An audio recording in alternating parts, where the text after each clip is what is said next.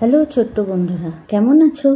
পড়াশোনা, খেলাধুলা, আঁকা, গান, নাচ সব কেমন চলছে? এত কিছু একসাথে করতে গেলে কিন্তু শরীরকে সুস্থ রাখতে হবে। ঠিক করে খাওয়া দাওয়া করছো তো? তোমাদের শরীরের মধ্যে যে সুন্দর মনটা আছে তাকেও তো ভালো রাখতে হবে। তার জন্য তাকেও খাবার দিতে হবে।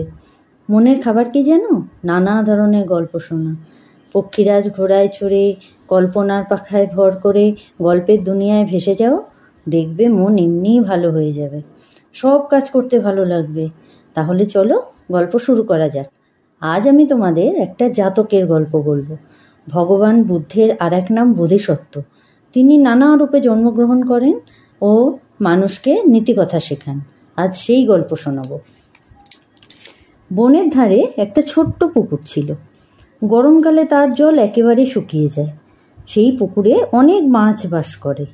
সারা বছর তারা বেশ আনন্দেই কাটায়, কিন্তু তাদের অসুবিধা হয় গরমকালে। পুকুরের জল ধীরে ধীরে শুকিয়ে যায়। সেই পুকুরের পাশে একটা বক ওত পেতে বসে থাকতো, কখন একটা করে মাছ ধরবে আর খাবে। কিন্তু সেই পুকুরে মাছগুলোও ছিল খুব চালাক, তারা সহজে ধরা দিত না। একদিন বক পুকুর ধারে মুখ গোমড়া করে বসে আছে। বককে মুখ গোমড়া করে থাকতে দেখে একটা মাছ জিজ্ঞেস করলো, কি ভাইয়া, তোমার মন খারাপ কেন? বক তখন মুখ কাঁচুমাচু করে বলল, সে কি আর আমার জন্য মন খারাপ গো, তোমাদের কথা ভেবে ভেবেই দুঃখ পাচ্ছি। অন্য একটি মাছ বলল, আমাদের কথা ভেবে মানে? তাও বুঝলে না, গরম আসছে, এদিকে পুকুরের জল যাচ্ছে শুকিয়ে, এরপর তোমাদের যে কি অবস্থা হবে। মাছেরা মনে মনে ভাবল, তা তো ঠিক, কিন্তু সেজন্য বকের এত মাথা ব্যথা কেন?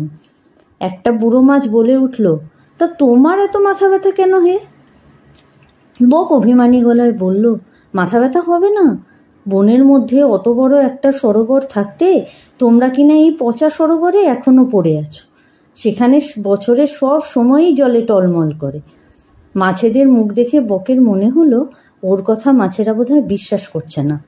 তাই সে জোর গলায় বলল, কি আমার কথা বিশ্বাস হচ্ছে না? তোমাদের মধ্যে একজন আমার সঙ্গে চলো, দেখবে সরোবর আছে কিনা। বকের কথা শুনে মাছেরা নিজেদের মধ্যে আলোচনা করে ঠিক করলো, দেখাই যাক না বক ঠিক কথা বলছে কিনা। আমাদের মধ্যে সবচেয়ে বুড়ো মাছকে বকের সঙ্গে পাঠাবো।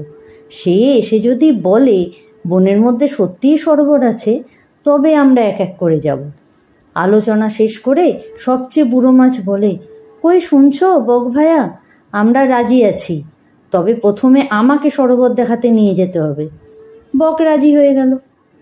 বুড়ো মাছটিকে ঠোঁটে করে নিয়ে গিয়ে সরোবর দেখিয়ে নিয়ে এলো। বুড়ো মাছটি অন্যান্য মাছেদের সরোবরের কথা বলল। শুনে তো সবাই মহা খুশি। ঠিক হলো বক এক এক করে সকলকে সরোবরে নিয়ে যাবে। বক একটি একটি করে মাছ পুকুর থেকে নিয়ে সরোবরে নিয়ে যাওয়ার জন্য রওনা দেয়। বেশ কিছুটা পথ গিয়ে মাছটিকে খেয়ে নেয়। এইভাবে এক এক করে পুকুরের সব মাছ একদিন শেষ হয়ে গেল। পুকুরে পড়ে রইল শুধু একটি মাত্র কাঁকড়া। বক কাঁকড়াকেও খাবার লোভে একদিন পুকুর ধারে গিয়ে বলল, কি কাঁকড়া ভাইয়া, তুমিও যাবে নাকি? কাঁকড়া বলল, যেতে তো হবেই, সবাই যখন চলে গেছে, আর তাছাড়া জলও তো কমে আসছে। তবে একটা কথা, আমাকে কিন্তু তুমি ঠোঁটে করে নিয়ে যেতে পারবে না, আমি তোমার গলা ধরে যাব। বক রাজি হয়ে গেল। কাঁকড়া বকের গলা ধরে ঝুলে রইল। বেশ কিছুটা পথ যাওয়ার পর কাঁকড়া দেখল বক সরোবর ছাড়িয়ে চলে যাচ্ছে। তখন সে চিৎকার করে বলল, কি হলো, সরোবর যে পেরিয়ে চলে যাচ্ছি। বক হেসে উঠে বলল, এখনো বোঝনি, এক এক করে সব মাছকে খেয়েছি, এবার তোমাকেও খাবো। ব্যাস, আর যায় কোথায়। সঙ্গে সঙ্গে কাঁকড়া বকের গলা কামড়ে ধরল। অসুবিধে হচ্ছে দেখে বক করুণ সুরে বলে উঠল, এবারকার মতো আমাকে ছেড়ে দাও কাঁকড়া ভাই, আমি আর ভুল করব না। ভুল করব না বলে কাঁকড়া আরও জোরে বকের গলা চেপে ধরল। ফলে দম বন্ধ হয়ে বক মারা গেল। সরোবরের পাশেই ছিল একটা বড় গাছ। আসলে সেই ছিল বোধিসত্ত্ব। বোধিসত্ত্ব বকের সমস্ত কাণ্ড কারখানা দেখেছিলেন এবং যখন দেখতে পেলেন কাঁকড়ার মরণ কামড়ে বক মারা গেল, তখন গাছরূপী বোধিসত্ত্ব বলে উঠলেন, অসৎ উপায়ে কেউ কাউকে বেশি দিন ঠকাতে পারে না। কি বন্ধুরা, কেমন লাগলো? কী ধরনের গল্প শুনতে চাও কমেন্টে জানিও কিন্তু। ভালো লাগলে লাইক, শেয়ার ও সাবস্ক্রাইব করো। সকলে ভালো থেকো।